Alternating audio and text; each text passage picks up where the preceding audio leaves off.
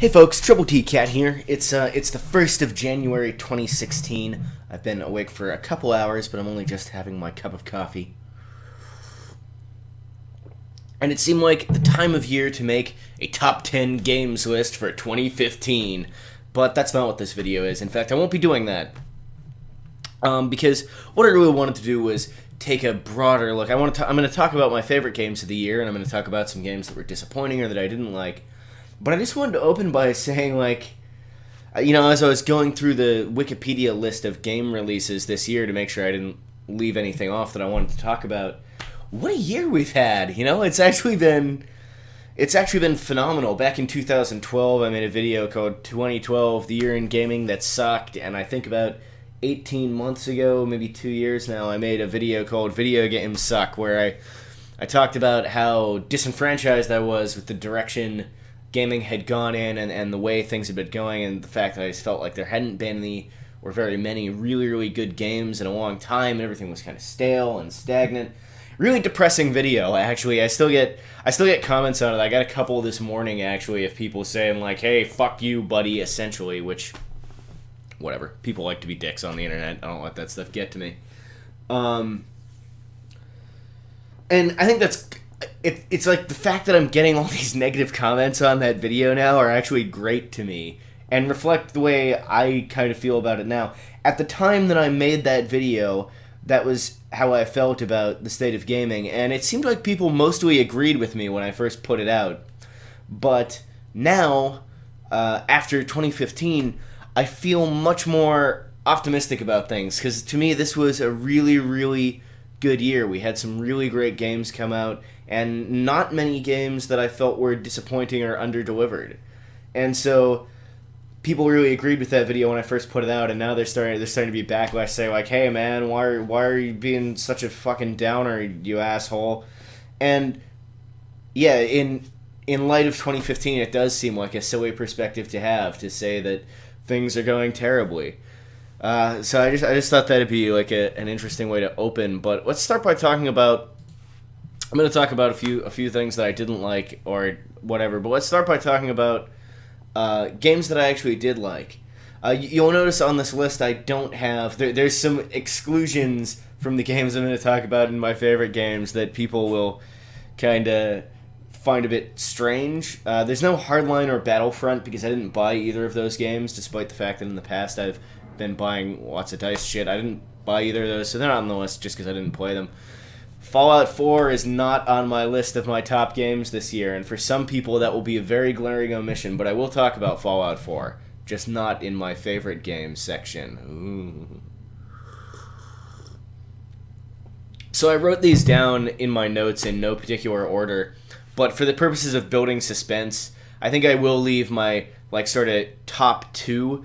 Like, most of them I don't really want to order, but like the top two games I do feel like I'm going to leave those until the end, and we can build some suspense.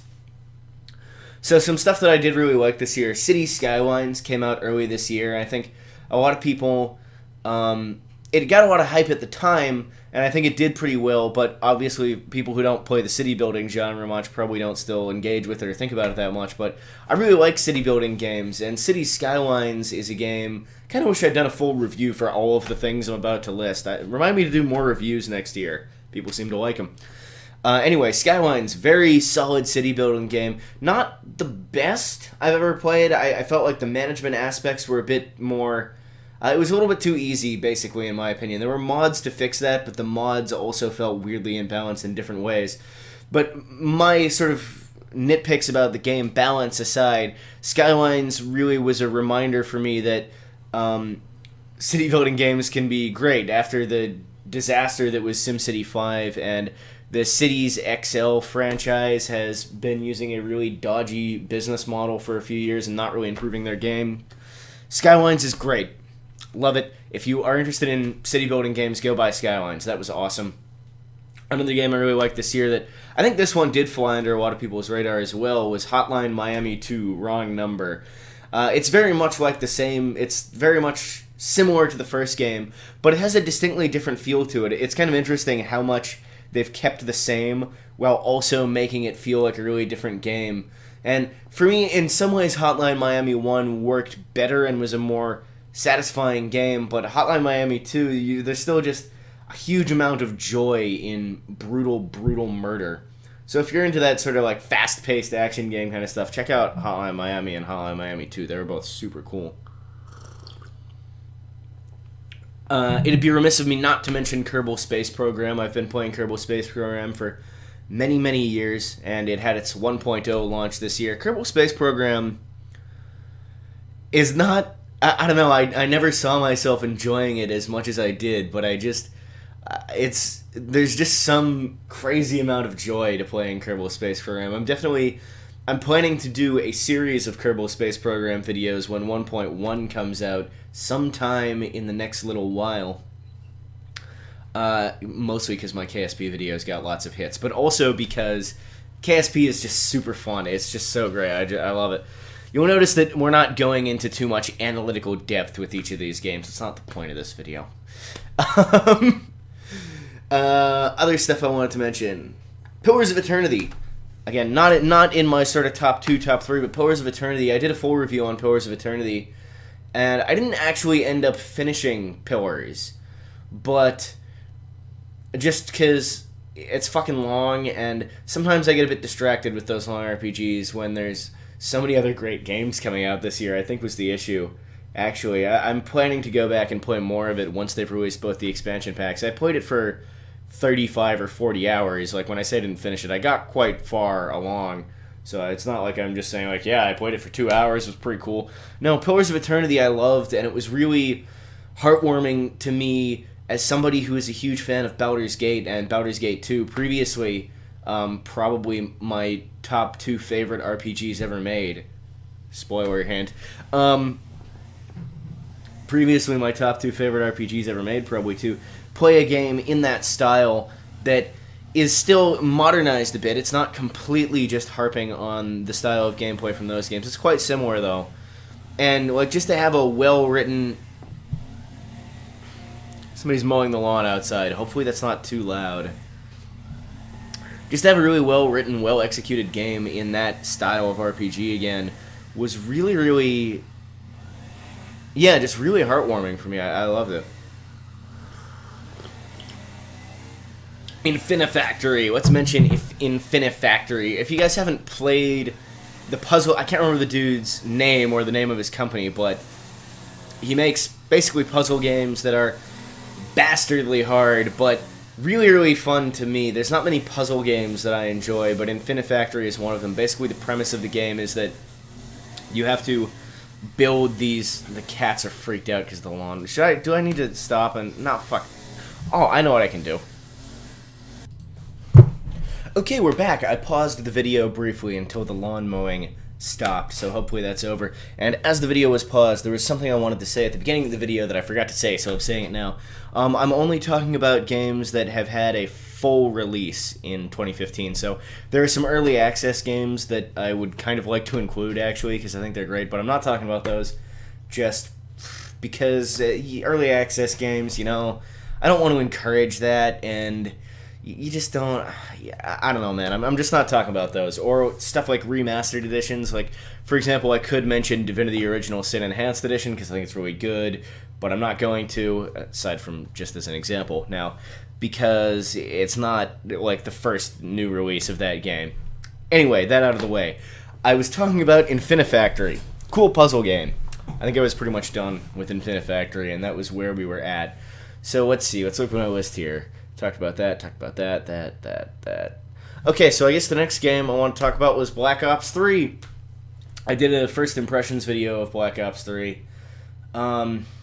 This one was really surprising to me how much fun I had with it. I wouldn't really recommend people rush out and buy Black Ops 3, you know, if they're sick of... I know a lot of people are just sick to death of the Call of Duty franchise at this point, understandably. But for some reason, I don't know, I kind of liked the campaign. I played through a co-op with a friend of mine. The multiplayer is fun.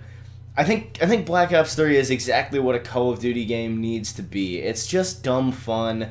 There's not too much stupid, infuriating bullshit like there are in some of the Call of Duty games. I don't know, it's the first one I've bought in a while that I sort of played, and you know, It's not amazing. It wouldn't even be in my top 5 for this year, but it's all right. Black Ops 3 is all right. You know, if you like that kind of game, you could do a lot worse.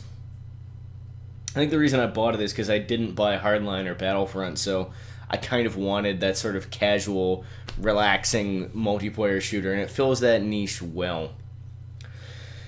So we're starting to get towards the top of the games that I've liked the most, but we're still in no particular order. My top 3, I think, are going to be in order, but this last one is this would be, I guess, the last of the runner-ups. Rainbow Six Siege. I did a review of the Rainbow Six Siege beta, and I was not very kind, and I said I probably wasn't going to buy it, and I recommended other people didn't buy it, and I still have some concerns about the game's direction and its longevity, but I did end up buying it in the Steam Christmas sale and holiday sale, I guess they call it, whatever, it doesn't matter. I ended up buying it in the sale, and it's, I'm feeling a lot more inclined to like it now. I'm going to do a full review of Siege, as I think I already mentioned, so that I can talk about that stuff. But my opinion on Siege has changed a fair bit.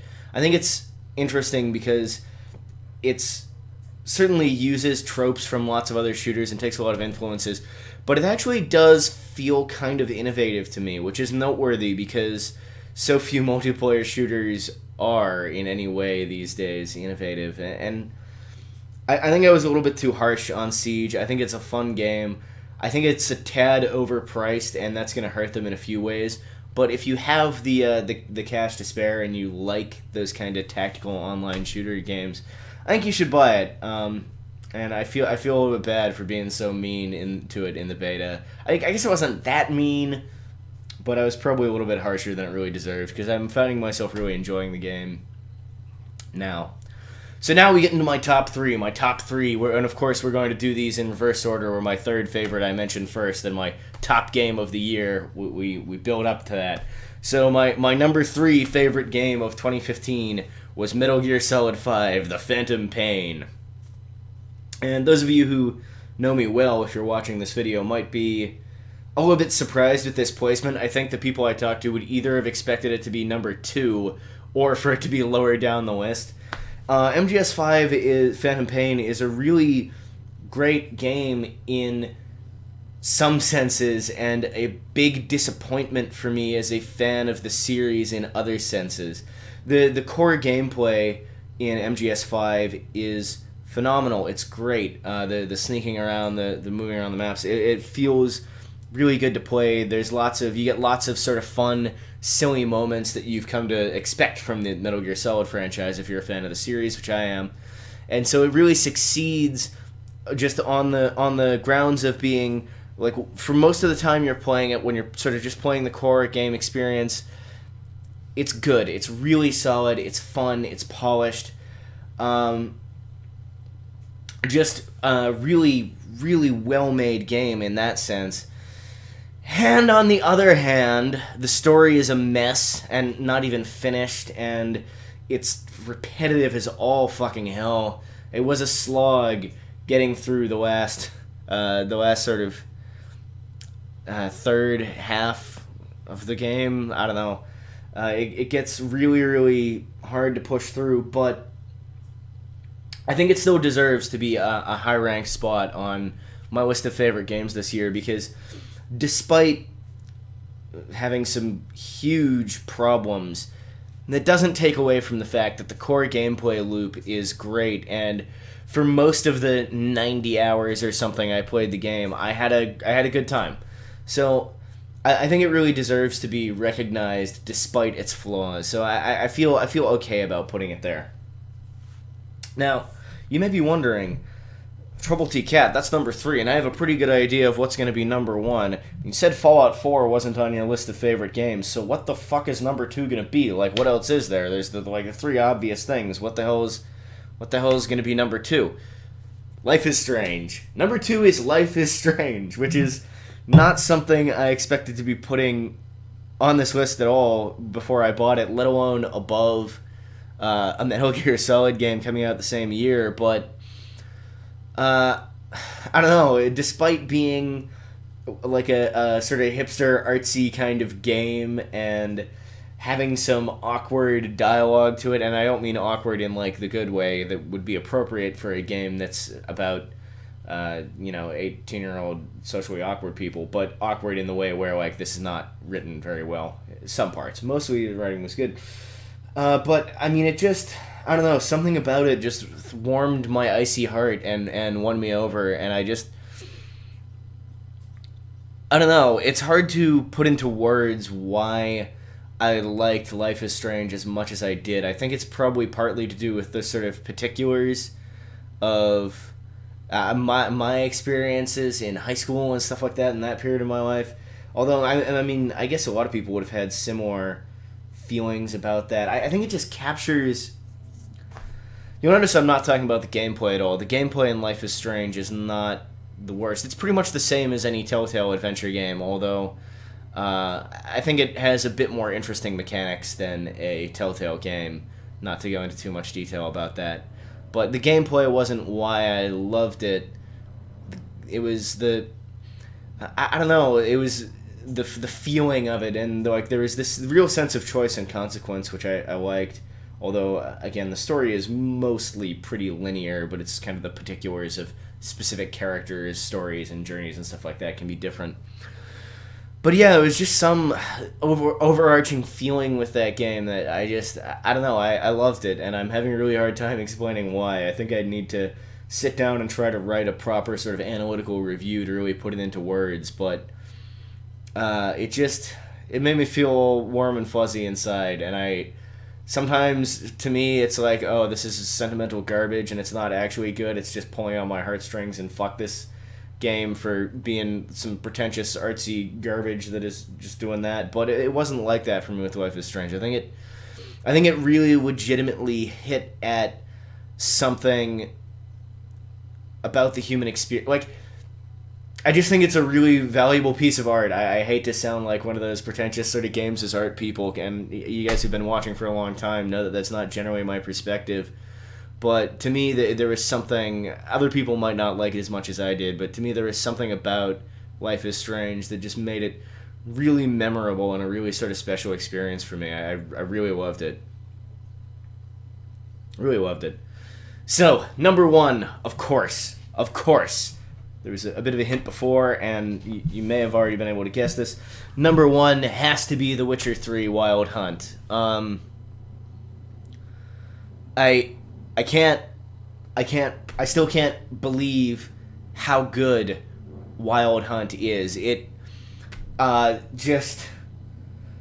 So there's two things that I'd want to say about it that are, I think, the most important things. First of all, it raised the bar, reset the bar for all open world games. The Witcher 3 is huge, both in terms of the size of the environments, but also in terms of the number of quests, the number of characters, all fully voiced, and even the small side quests and Witcher contracts and stuff, they don't feel like lazy padding, which would have been so easy for the devs to do.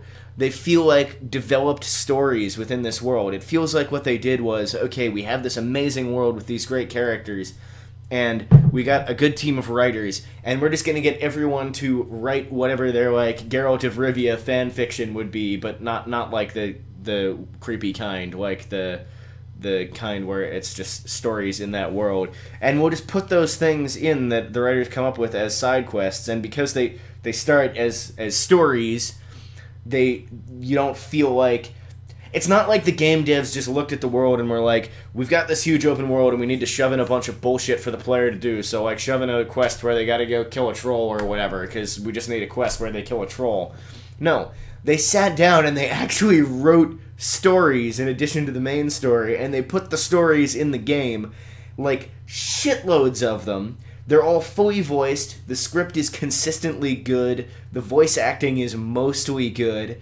Only a handful of them did I feel like the quests weren't that good or interesting. I mean, it's just... It is absolutely mind-boggling to me that somebody was able to make a game on that scale with so consistently good content. And now when I play something like an Ass Creed or a Far Cry 4, any open-world game that has all these activities and content dotted around the landscape where it's just stupid bullshit with no story background, no interaction with characters, no impact on anything. It's hard for me to look at those kinds of games, even ones that I previously liked, anymore, because in terms of what an open world game can do with its world and the kinds and the quality, the consistency of the quality of the content, The Witcher 3 just, in my opinion, set a new standard that I don't know, man. It really blew my mind.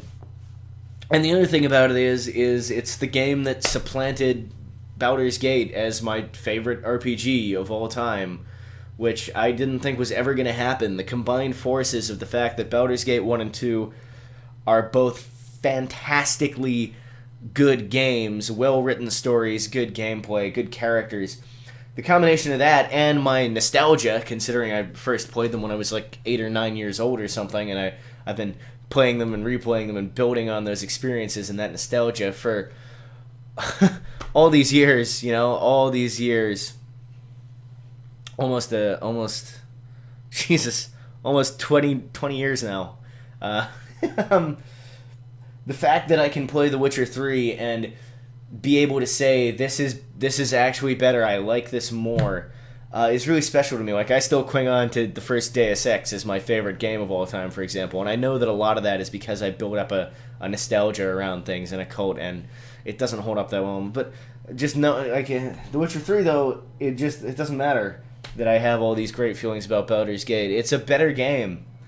The story, the main story now I'm talking about, not the side content, is, there are parts of it that are a little bit flat, but not that much. It's mostly, it's well written. The story really kept me engaged. The world,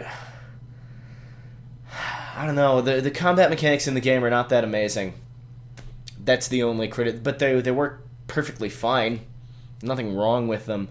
And just the immersion I had in that world and the quality of the story. I mean, the fact that it took me 120 hours to beat the game the first time through, and I didn't even see close to everything. I saw maybe 70% of the quests and content and stuff. I skipped a lot of stuff. I'd be surprised if it was even 70%. I didn't see close to everything in any case. And it took me that long to beat it, and I wasn't bored of the game by the end. Usually when a game is 100+ hours long, I'm sick to tears of it by the time I get to the end of it. I don't usually want games to be longer than about 20 or 30 hours. I feel like that's kind of a sweet spot.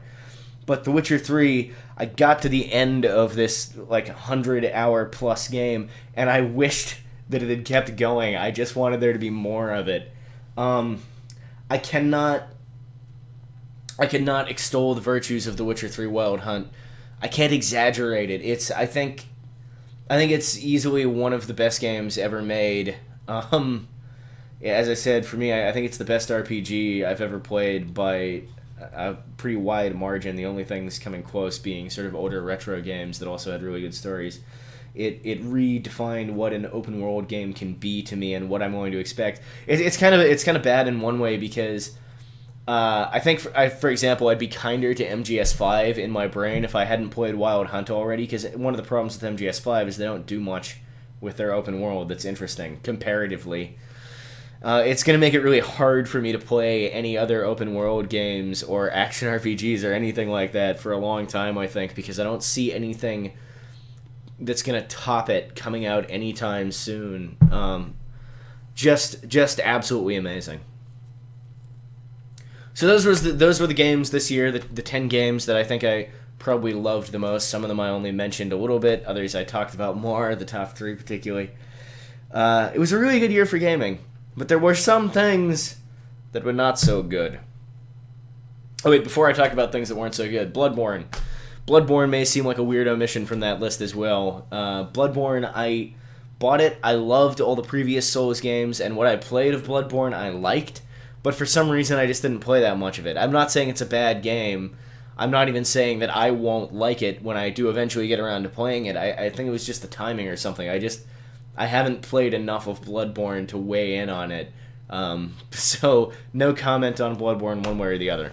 I just didn't play enough of it to talk. I want to talk about two games this year that really disappointed me. Or not disappointed me, but that...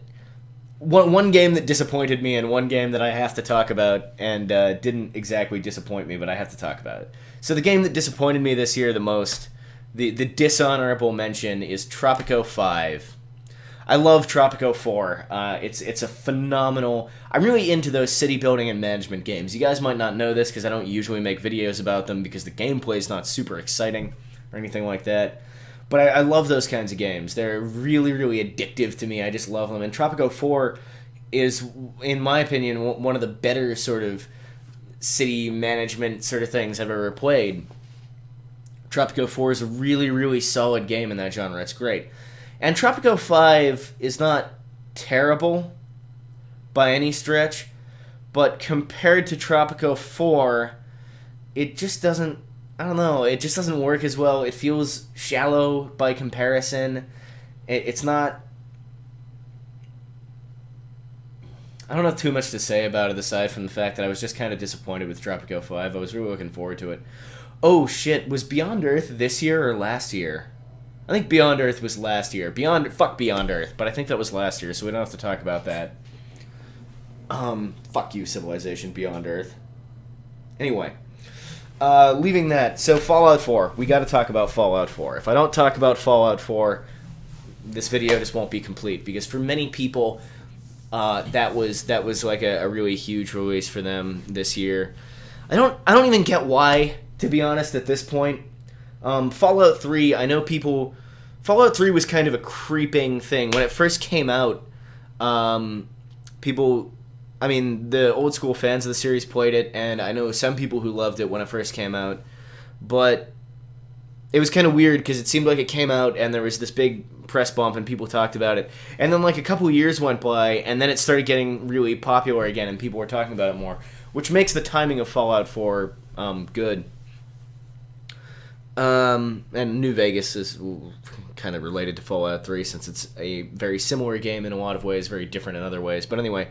Fallout 4, I played it for 10 hours, and most of that was a struggle because I was bored as shit, and I just wasn't enjoying it, and I haven't played it since then, so I didn't get super far into the game, but I played it. I think 10 hours is a pretty good shot to give a game. It's not like I played it for half an hour and didn't, get to do anything, and it was like, this sucks. No, Bethesda doesn't make good video games.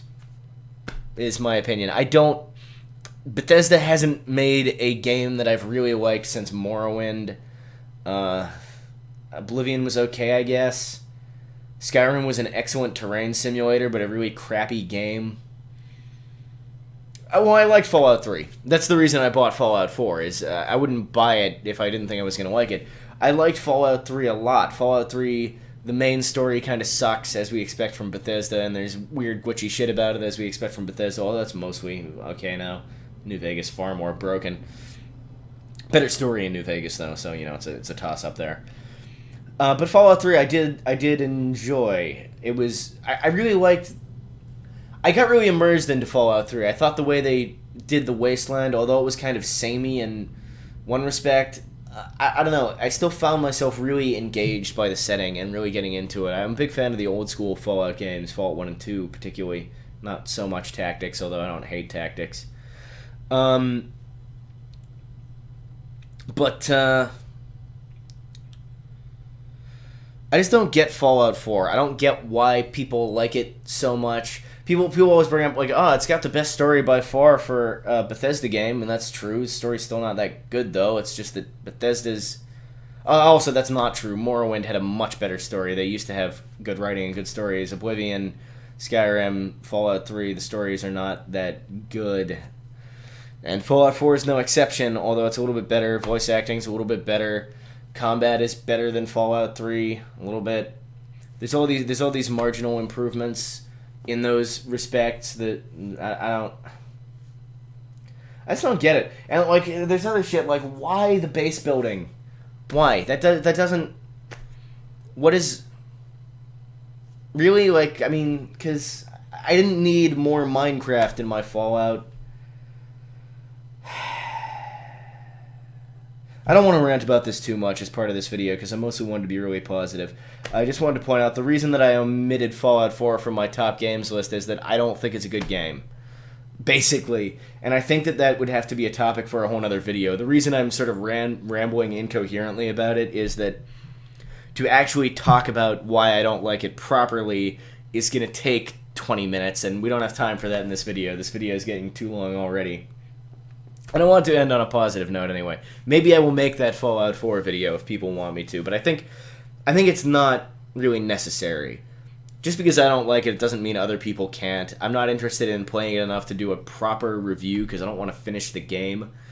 And me just sort of speaking about the reasons I don't like it, I don't think it really benefits anything at the moment. People seem to enjoy it, so whatever. I mean, they're wrong, but that's fine. That's fine. You can like it. That's okay. I give you permission to like the things you like as long as you're okay with the fact that I don't like them too.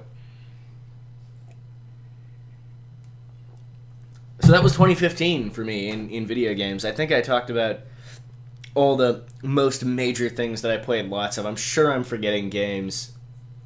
Even though I looked at a list of releases this year, it's not comprehensive. I'm sure I'm forgetting stuff that I bought and played this year that I liked, that was good, but those are the things that I could think of.